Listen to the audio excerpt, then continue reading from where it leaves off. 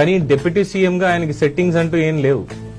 ఆయన కార్యాలయపు ఖర్చు కూడా, ఆయన కార్యాలయంలో అవుతున్నటువంటి ఖర్చు కూడా ప్రభుత్వం కాదు పెట్టేది, ఆయనే పెట్టుకుంటున్నాడు. నాకంటూ సపరేట్ గా ఖర్చు ప్రభుత్వం పెట్టక్కర్లేదు అని చెప్పి ఆయనకు వచ్చే జీతాన్ని కూడా అనాథ పిల్లలకి ఇచ్చేస్తున్నాడు, ఎవరు లేనటువంటి వాళ్ళకి ఇచ్చేస్తున్నాడు ప్రతి నెల వచ్చేటువంటి జీతాన్ని.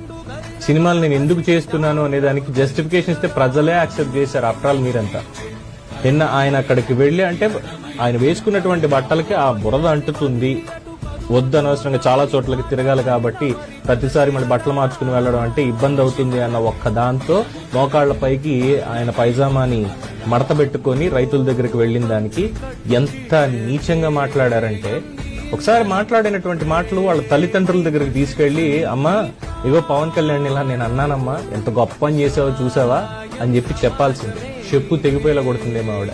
నా నమ్మకం కొడతారని. అంటే వాళ్ళకి ఎవరు చెప్పట్లేదా మనం ఏం